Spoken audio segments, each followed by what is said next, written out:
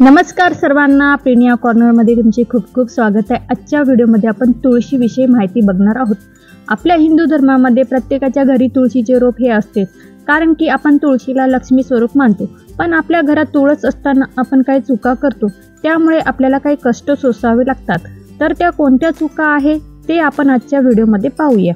एक, प्रत्येकाच्या घरामध्ये तुळशी वृंदावन असते आणि काही लोक तुळशीमध्ये शिवलिंग ठेवतात, पण तुळशीमध्ये चुकूनही शिवलिंग ठेवू नये। जर तुळशीमध्ये शिवलिंग ठेवल्यास आपल्या आर्थिक आणि मानसिक शारीरिक या समस्या निर्माण होतात। तर तुळशी वृंदावनमध्ये शिवलिंग न ठेवता त्यामध्ये शालिग्राम हा ठेवावा, कारण की शालिग्राम हा साक्षात विष्णू भगवानच आहे। 2, तसेच काही महिला पूजा केल्यानंतर ते पूजेचे पाणी तुळशीला टाकतात। पूजा करताना त्या पाण्यामध्ये जर तुम्ही शिवलिंगाला स्नान घातले आणि ते पाणी जर तुम्ही तुळशीला टाकले तर तुम्हाला काल सर्पदोष हा लागतो। पण काही लोकांना माहीतच नाही की काल सर्पदोष का लागतो, तर हे कारण आहे, शिवलिंगाचे स्नान केलेले पाणी जर तुळशीला टाकले तर काल सर्पदोष हा उत्पन्न होतो। 3, तुळशीला कधीही एकादशीला व रविवारी पाणी टाकू नये, कारण की या दिवशी तुळशीचा निर्जला व्रत असतो आणि त्या दिवशी आपण जर तुळशीला पाणी टाकले तर तुळशीचा व्रत मोडतो आणि आपण पापाची भागीदारी होतो।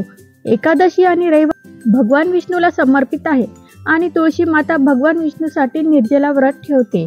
4, तुळशीची पाने एकादशी, द्वादशी, रविवारी या दिवशी तोडू नये, कारण की या दिवशी पाने तोडणे शास्त्रामध्ये वर्जित आहे।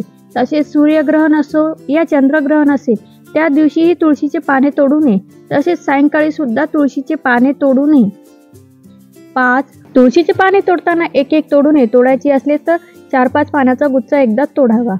6, गुरुवार हा विष्णूला खूप प्रिय आहे, त्यामुळे या दिवशी म्हणजे गुरुवारच्या दिवशी तुळशीची पूजा केली त्या घरातील राहणाऱ्या महिलेला अखंड सौभाग्य प्राप्त होते। तसेच त्या घरामध्ये सुख, समृद्धी, ऐश्वर्य टिकून राहते व गुरुवारी तुळशीला 1 चमचा दूध अर्पण करावे। 7, ज्या घरामध्ये रोज सायंकाळी तुळशीला दिवा लावला जातो त्या घरामध्ये दारिद्र्याचा वास होत नाही, त्या घरामध्ये सकारात्मक वातावरण राहते आणि अशा घरामध्ये माता लक्ष्मी सदैव वास करते। 8, तसेच संक्रांती, अमावस्या, पौर्णिमा या दिवशी तुळशीचे पाने तोडू नये। जर घरात बाळाचा जन्म झाला तर बाळाचे नामकरण होत नाही, तुळशीला स्पर्श करू नये किंवा तुळशीचे पाने तोडू नये।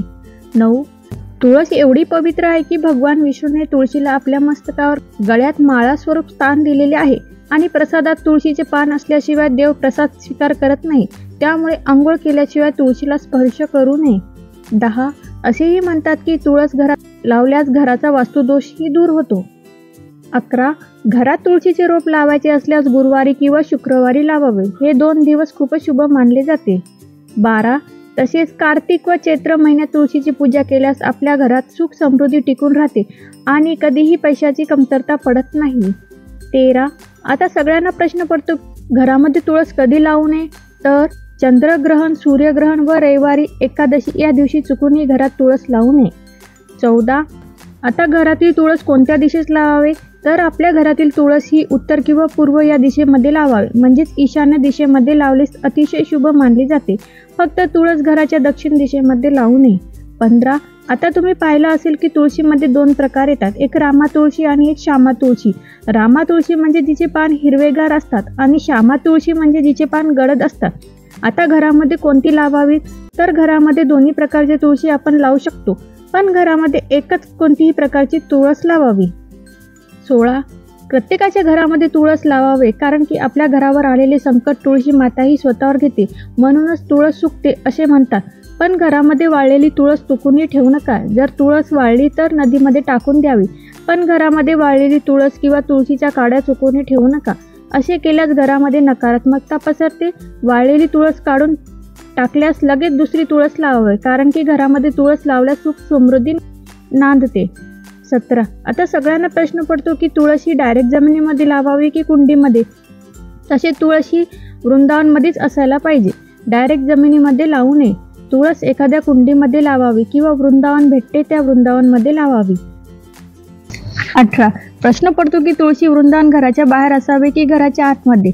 पहिले काळी सर्वांना घरासमोर लावण्यासाठी जागा असायची, पण आता शहराकडे फ्लॅट सिस्टीम असल्यामुळे आपण तुळशी वृंदावन बाहेर लावू शकत नाही, त्यामुळे तुम्ही घराच्या पाठीमागे किंवा बाल्कनीमध्ये तुळशीचे रोप अवश्य लावावे। जिथे तुम्हाला शक्य होईल त्या ठिकाणी लावावे, पण शक्यतो घाण ठिकाणी जिथे घरातील सांडपाणी जाईल अशा ठिकाणी तुळस लावू नये. 19.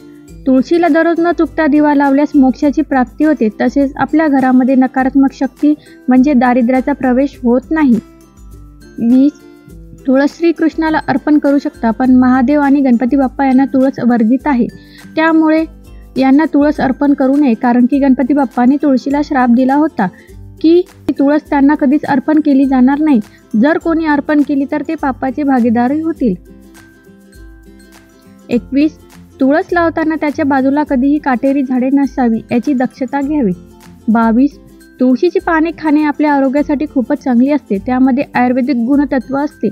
पण तुळशीची पाने चावून न खाता चघळून खावी, कारण की तुळशीच्या पानामध्ये पारा असतो आणि तो आपल्या दातासाठी चांगला नसतो.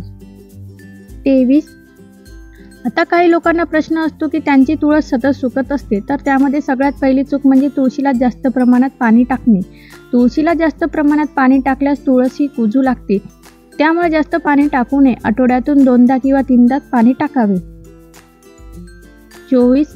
तसेच तुळशीला मंजुळा आल्यास लगेच तोडाव्या. जशा मंजुळा तपकिरी कलरच्या झाल्यात तोडून टाकाव्या. त्यामुळे तुळशीची चांगली वाढ होते आणि तुळस खराब होत नाही. 25. जर तुमची तुळस वारंवार खराब होत असेल तर बाजारामध्ये लहान मुलांचा खडू मिळतो. त्या खडूमध्ये कॅल्शियम कार्बोनेट असते, जे की तुमच्या तुळशीच्या मुळांना योग्य पोषण पुरवेल. जर तुळशीच्या मुळांना योग्य प्रमाणात कॅल्शियम मिळालं तर तुळस ही पुन्हा टवटवीत होते. त्यामुळे हे खडू मातीमध्ये मिसळावे, पण खडू तोडून न टाकता डायरेक्ट तसेच टाकावे. जसे जसे आपण पाणी टाकले तसे तसे त्या खडूमधून थोडं थोडं पोषक तत्व त्या तुळशीला भेटत जाईल.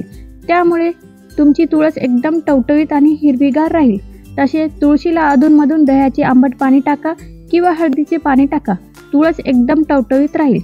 ही माहिती तुम्हाला आवडली तर चॅनलला नक्की लाईक करा, सबस्क्राईब करा, जेणेकरून आपल्या चॅनलवर असेच माहितीपूर्वक व्हिडिओ येत राहतील. धन्यवाद.